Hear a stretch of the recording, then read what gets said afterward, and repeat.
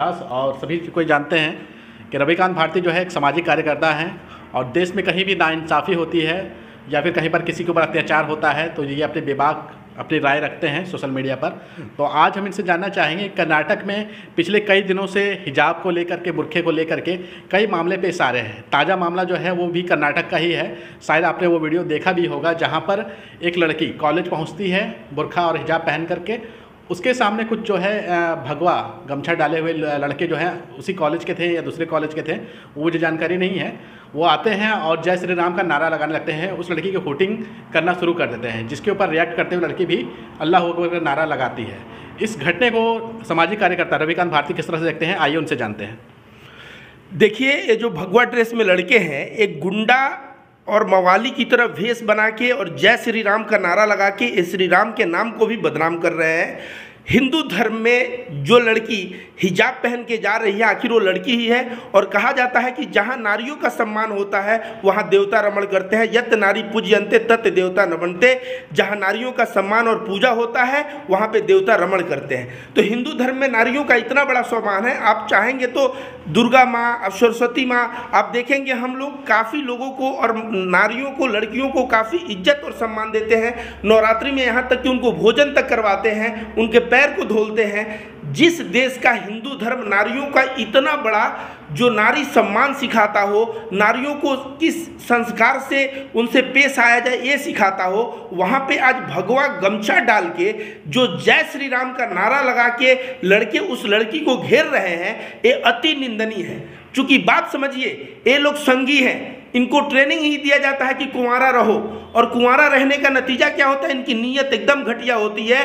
कभी ये BHU तो JNU के बाहर कॉन्डम गिनते नजर आते हैं, तो कभी जो है अगर BHU और JNU की लड़कियां किसी लड़के से बात करती हो तो बोलते हैं कि इन दोनों में अफेयर है और उनके चरित्र के ऊपर सवाल उठाते हैं। तो मैं यही कहूँगा कि ये जो लड़के हैं भगवा ड्रेस पहन के, जैसे छिछोरे, जब लड़की जाती है ना कॉलेज, तो उत्तर प्रदेश में, बिहार में मैं तमाम ऐसे छिछोरों को दिखा दूंगा कि लड़की जाती है तो उसके पीछे 10 छिछोरे पढ़ के उसको ईव टीजिंग कहा जाता है। और ईव टीजिंग का मामला जो है ना, उसके लिए संविधान में कड़ी सी कड़ी सजा है। तो ये लोग जो एक लड़की के साथ जिस तरह से उसे टीज कर रहे हैं, उसे चिढ़ा रहे हैं, और जय श्री राम का नाम लेके, जो श्री राम के नाम पे लोगों के दिल में भक्ति भाव आता था, वो श्री राम का नाम लेके जय श्री राम बोलने पे अब लोग सोचते हैं कि नफरत। मतलब श्री राम के नाम को पूरे विश्व में भारतीय जनता पार्टी, RSS और ये भगवाधारी जो गुंडे हैं, ये जिस हिसाब से बदनाम कर रही है, इस पे मुझे बहुत ही दुख होता है। क्योंकि मैं एक असली हिंदू हूँ, प्रेम सद्भाव की बात करता हूँ, और कोई हमारे देवी देवता के साथ ऐसा खिलवाड़ करे, कोई नारियों के साथ ऐसे बदतर ढंग से पेश आए, ये मुझे बहुत ही, मेरे दिल को ये दुख पहुँचाता है। ये बराबर देखने को मिल रहा है पिछले कुछ समय से। कहीं ना कहीं इसके पीछे कोई राजनीति तो नहीं छुपी हुई है, क्योंकि जैसे ही चुनाव नज़दीक आता है इस तरह के घटने लगातार सामने आने लगते हैं। और आप जानते हैं कि अगले साल कर्नाटक में चुनाव है, लेकिन अभी हाल में ही 5 राज्यों के चुनाव होने वाले हैं। तो कहीं ना कहीं इन मुद्दों को जानबूझ के राजनीति के लिए तो नहीं भुनाया जा रहा है। पत्रकार महोदय, मैं थोड़ा सा आपको पास्ट में लेके जाना चाहूँगा। एक बंदा था वसीम रिजवी, जिसने कहा था कुरान की 26 आयतें बदलनी है। उस पर मैं वीडियो बनाया था, तो कहा था कि ये मुसलमानों को प्रोवोक कर रहा है, मुसलमान इसके लिए रिएक्ट करेंगे तो दिखाया जाएगा कि मुसलमान मुसलमान के नहीं हुए तो ये हिंदू के क्या होंगे। तो ये जो राजनीति चल रही है, ये जो भगवा ड्रेस में लड़कियों को छेड़ रहे थे, और वो लड़की अल्लाहू अकबर 2 बार कर दी। देखिए, ये लोग उसको छेड़ रहे थे, उसको भी आया तो अल्लाहू अकबर कर दी। अब जो है ना, ये RSS को और ये जो हिंदूवादी तमाम जो नफरती संगठन, असली हिंदूवादी, ये नफरती संगठनों को एक मुद्दा मिल गया कि देखो भाई, ये लोग लड़कियां इतनी कट्टर हैं कि अल्लाहू अकबर का नारा लगा रही हैं। और इस कट्टरता को देख के ये 5 राज्यों का और पश्चिमी उत्तर प्रदेश के चुनाव को सोच रहे हैं अपने झोले में डाल ले, तो वहाँ जो किसानों का कत्लेआम हुआ है वो उत्तर प्रदेश के लोग भूलने वाले नहीं हैं। और देखिएगा, 5 राज्य में मुक्की खानी पड़ेगी। और बिल्कुल जो आपने कहा पत्रकार महोदय, अगले साल चुनाव है, और ये सब चुनाव के लिए हिंदू, मुस्लिम, हिजाब, ये सारी चीज़ें उसी लिए हो रही है। आपने RSS का नाम लिया, तो RSS के मोहन भागवत जी का तो एक स्टेटमेंट आया है कि जिस तरह से धर्म संसद में हेट स्पीच वगैरह दिया जाता है, उससे वो अपने आप को अलग करते हैं। तो आपको RSS को बीच में ले आना है यहाँ पर कैसा? जी, आप बोल रहे हैं कि मोहन भागवत का स्टेटमेंट है कि धर्म संसद से अलग करते हैं। बीच में वो राष्ट्रीय मुस्लिम मंच पे जाके ये भी बोलते हैं कि जो उनको गाय से तकलीफ है और लिंचिंग करते हैं, और लिंचिंग करने वाले हिंदू नहीं होते। तो समझिए, आरएसएस को आप नहीं जानते हैं पत्रकार महोदय, मैं जानता हूं आरएसएस को।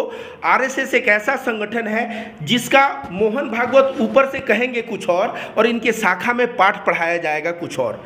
तो जो शाखा से जो ज्ञान निकल के आता है वही ज्ञान मार्केट में फैलता है। किसी भी संघी से जब मैं मिलता हूं, मैं समझ जाता हूं कि ये संघी है और उसके दिमाग में मुसलमानों के प्रति और सिखों के प्रति, दूसरे कम्युनिटी के प्रति नफरत के अलावे और कुछ देखने को नहीं मिलता है। लेकिन सवाल इस पर तो ये भी खड़ा होता है कि अगर लड़के वहाँ पर जय श्री राम के नारे लगा रहे हैं तो वो जो मुस्लिम लड़की थी वो मतलब रिएक्ट इस तरह से क्यों कर रही है? आखिर ये भी तो एक नारा है, धार्मिक नारा है। देखिए, वो लड़की उतर के अपने कॉलेज जाती, यही करती ना। जब उसके पीछे 100-200 लड़के पढ़ के और उसको चिढ़ाएंगे जय श्री राम जय श्री राम। देखिए, जय श्री राम बहुत पवित्र नाम है पत्रकार महोदय, वो लड़की को चिढ़ाने के लिए इसको यूज नहीं करना है। ये राम राम जो माला आता है ना 108 जिसमें बीट्स होते हैं, उसमें राम राम राम का जब जाप किया जाता है उससे दिमाग को शांति मिलती है। उस राम के जाप को ये लोग लड़की के पीछे जो है इस तरह की उदंडता कर रहे हैं। अब देखिए, वो लड़की भी मुझे लगता है वो भी ग्रेजुएट या पोस्ट ग्रेजुएट में होगी। उसके भी भावनाओं पे मैं कहूँगा कि वो भी रिएक्ट की और अल्लाहू अकबर बोली। तो देखिए, ये जो उस लड़की ने इन लोगों के जवाब में जो अल्लाहू अकबर बोला है, इसके लिए रिस्पॉन्सिबल कौन है? इसके लिए रिस्पॉन्सिबल तो यही है। आज भगवान श्री राम का नाम जो पूरे विश्व में हिंदू धर्म को विश्व गुरु माना जाता था, आज क्या हुआ? भगवान श्री राम के नाम को ऐसे जगह पे इस्तेमाल करना पड़ रहा है। अगला सवाल हमारा ये है कि आप जो वहाँ पे लड़के थे उनके ऊपर तो सवाल उठा रहे हैं, वो भगवा गमछा पहन करके उन लड़कियों की हुटिंग करते हुए नज़र भी आए हैं वीडियो में। लेकिन आप खुद भी तो भगवा पहन करके आते हैं, तिलक लगा करके आते हैं, तो आप पर भी तो सवाल उठते रहता है कि आप नकली हिंदू हैं। देखिए, मैं जो एक भगवा कलर पहना हूँ, भगवा कलर का अपना एक प्रॉपर्टी है हर एक रंग का। जैसे हरा का शांति। आप बताइए, गौतम बुद्ध और महावीर जब सन्यास लिए तो जंगल में गए। जंगल में क्यों? चारों तरफ से हरियाली, वहां उनका दिमाग शांत रहता था। तो हरा शांति का प्रतीक है। वैसे भगवा किस चीज का प्रतीक है? भगवा एक विनाशक कलर है। जब आप किसी भी पटाखे को बुलाएंगे तो उसमें का जो कलर निकलेगा ना, वो भगवा निकलेगा। तो भगवा नष्ट करता है, और किसको नष्ट करता है? बुराइयों को नष्ट करता है। इसलिए मैं भगवा कलर पहन के यति नरसिंहानंद, पुष्पेंद्र कुलश्रेष्ठ या आज जो नारे लगाने वाले असामाजिक तत्व हैं उनसे मैं लड़ाई लड़ रहा हूं। लेकिन जहां तक आप कह रहे हैं वो लोग भगवा गमछा लेके बात कर रहे हैं, तो मैंने आपसे थोड़े देर पहले कहा कि जय श्री राम का नाम बहुत पवित्र दिल से किया जाता है, और ये लोग लड़की को छेड़ने के लिए श्री राम का नाम यूज कर रहे हैं। ठीक उसी तरह से भगवा ड्रेस का जो साधु सन्यासी है इस्तेमाल करते हैं बहुत ही सकारात्मक ढंग से, कि लोगों के अंदर की नेगेटिविटी को विनाश करके और उनके अंदर सकारात्मकता लाया जाए। लेकिन ये भगवा ड्रेस को लेके, श्री राम को लेके, ये हिंदू धर्म के हर एक चीज को बदनाम करने पे तुले हैं। और ये तुले हैं तो इसका नतीजा जो है ना, अभी अमेरिका में एक टैक्सी ड्राइवर को मार के उतार दिया गया, यह बोलते हुए कि तुम हिंदू हो तो कट्टर होगे। आज हिंदू जो विश्व में उदारता का प्रतीक था, उनको टैक्सी से मार के उतार दिया जा रहा है। बताइए, इन्हीं कट्टरपंथी और नफरतबाज जो भगवा कलर लेके और श्री राम के नाम को बदनाम कर रहे हैं, इन्हीं की वजह से।